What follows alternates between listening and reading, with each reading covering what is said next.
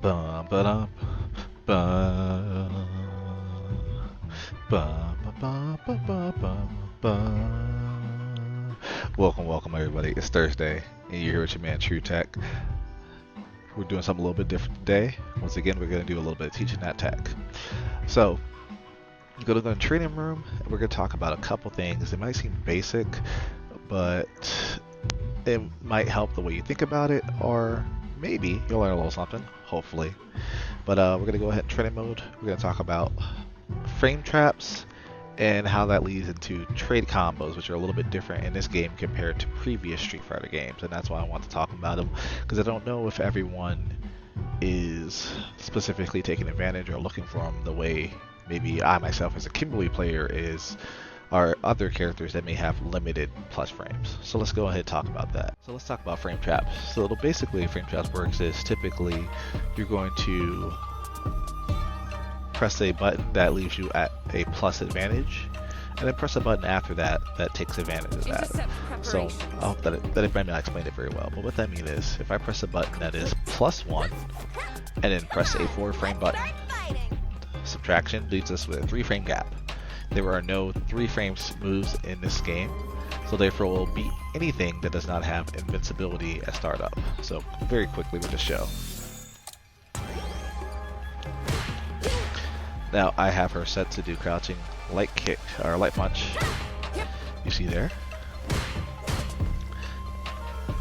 Now this move leaves me at +1. You see there, a blue number, plus frames. That leaves me at +1.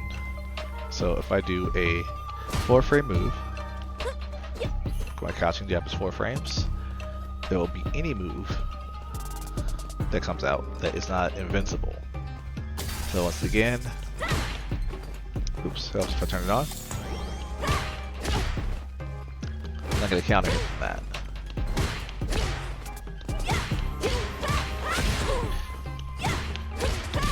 And I get a combo.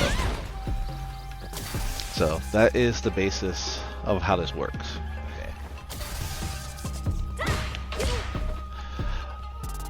So this is how you start it, you know, boom, plus. But there's also things where you can trade. So to beat that, you do a faster move, right? And that's how the basis of it works. So you can use that for a lot of different things when it comes to being plus, and people who may not understand that you're plus, and press a button. Right there.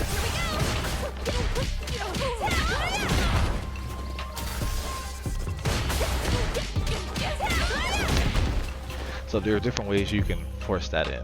In this case, you're just using that, and they're called a frame trap because you're using here. And there are multiple ways to get that, but these are just based on special cancels and normal buttons that are plus frames. So this is +2 on block, and then this is a 6-frame move, so we trade. And we'll get to that in just a moment. But other ways that you can get plus frames, besides being a character who has just good plus frame buttons, is to set up what's called a meaty.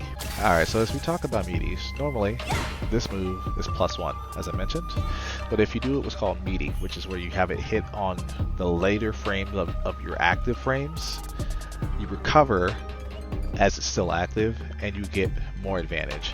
I don't know if I explained it well, but the way it works is you want to hit on the last frames of your move so that you get more advantage. This works a few different ways. I'll show my way that I use it a lot, especially with Kimberly, is with a meaty crouching medium kick.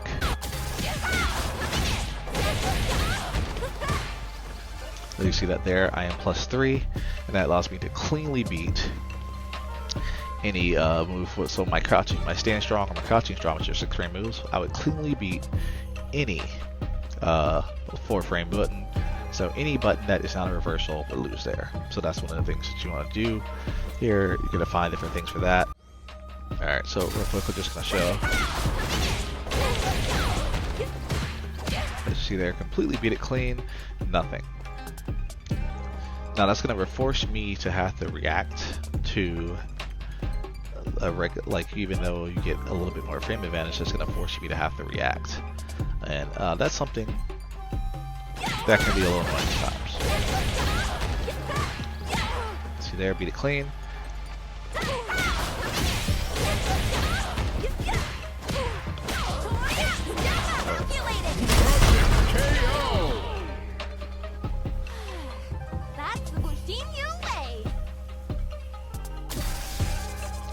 So that's one of the great benefits about that particular setup and using that here, and how you can use frame traps to completely beat a move, whether that be on block, in a regular block string, or on medium.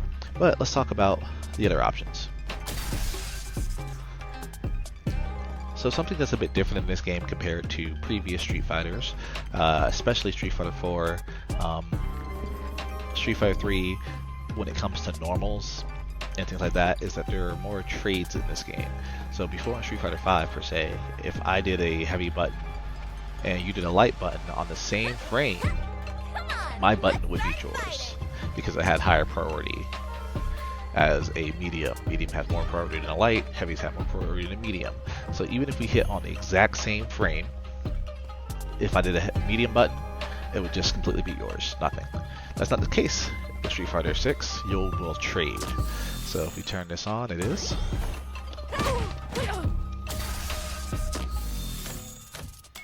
And we're gonna have her block all. See how we traded there. We're at 0.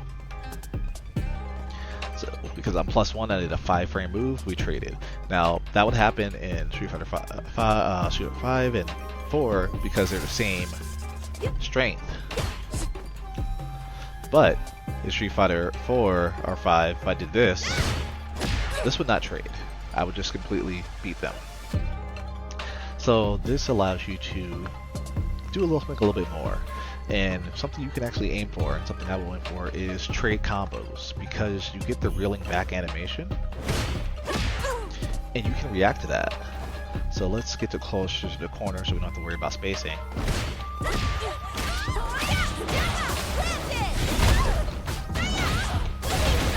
You can see we got a lot of damage off of that, and I was able to confirm that just off the fact that I reeled back.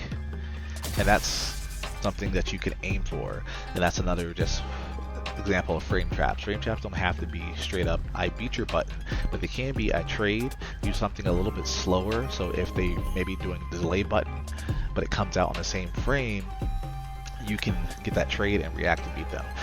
So let's talk about one way I might use it. So for example, this one's really simple. Let's say I'm doing a drive rush jab or light kick or something like that, right? Now, you see that jab came out right there, right? Now think about this. If I do it this range, I can't do that. Like a plus, but because of the range, I can't do that. Let's see. So if I'm fighting someone who's jabbing a lot or something like that, then one thing I might want to do is do this.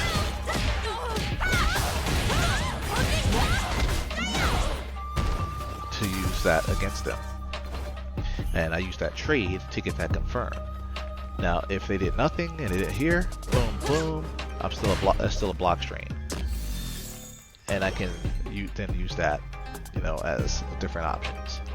But that's something you may use. Again, you saw me earlier with the meaty. That's something I'm gonna use a lot, especially for Kimberly. A lot of her Oki leads to a meaty.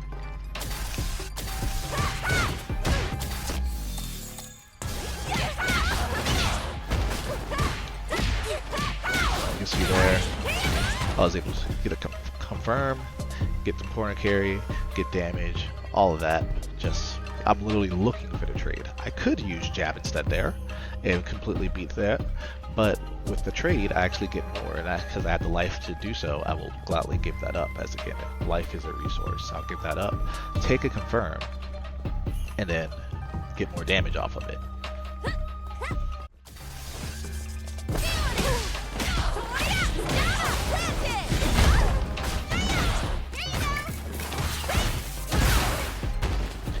See that? That still counts, same thing. I used that gap as a frame trap and we traded. I still got touched, but they exploded. That's another clearly more abstract way to look at it. Now, one last thing we want to talk about is called a space trap. Now, a space trap is where you use your spacing to trap somebody. So, unlike frame, it's a lead off of a frame trap because you kind of have to understand frame traps to get to this point. But how plus you are is not a big deal. It's more about the spacing on that case. So let's talk about one of my favorites for camps. There's a couple I like to do specifically to set up space traps. So let's say for Kimberly, Cammy's a problem matchup for me. One of her best buttons is crouch strong. It's a little bit slower than other crouch strongs, but it goes really far. It's a 7-frame button. So with Kimberly, one thing I will do if I know someone likes to press buttons is I will do this particular block frame. Now, as you notice, I did not hold back, or did I? Let's see. Again, I'm not holding back there because I know the crouch strong from that distance is going to whiff because I did that particular block frame. And I used it because I knew they're pressing buttons on my negative frames, and I wanted that to come out and whiff. And with that, again, you can set up that space trap that allows you to do things like this. And I reacted to that button. I did not just stick out the crouch, the stand medium kick. I saw the crouch strong come out. Yes, of course, I know this is going to come out because I programmed it to, but you are able to just stand there and wait and see. You could even do something like maybe set it to a recording where it does nothing, and then have a recording where she presses something and turn them both on and react to only when you see the press. But that's a drill that you can run for that. But that's another one way to set it up. You can, of course, let's say you know you're going to end up in a certain situation after a knockdown.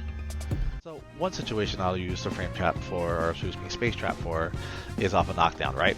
So I get the situation a lot.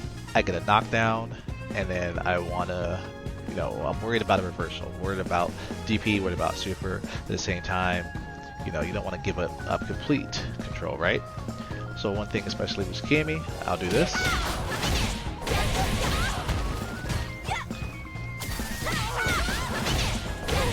And I'll try not to space it. There you go. So if she had pressed a button quickly, this will counter hit, and then I'll get a follow-up already. I'm ready for this. It's locked and loaded. Right? But if she does nothing, that button's gonna whiff.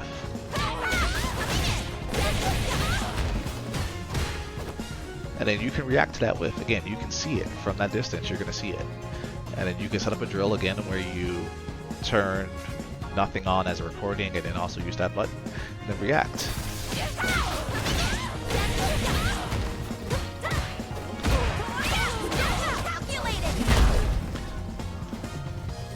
And once again, you can see I'm doing like 5 MK. I'm not holding back because also one thing I have a bad habit of doing is holding back too often, and then you're going to be out of range. So you want to, again, learn the range where you need to be. For me, I know I need to be about here. It's about max range on the strong.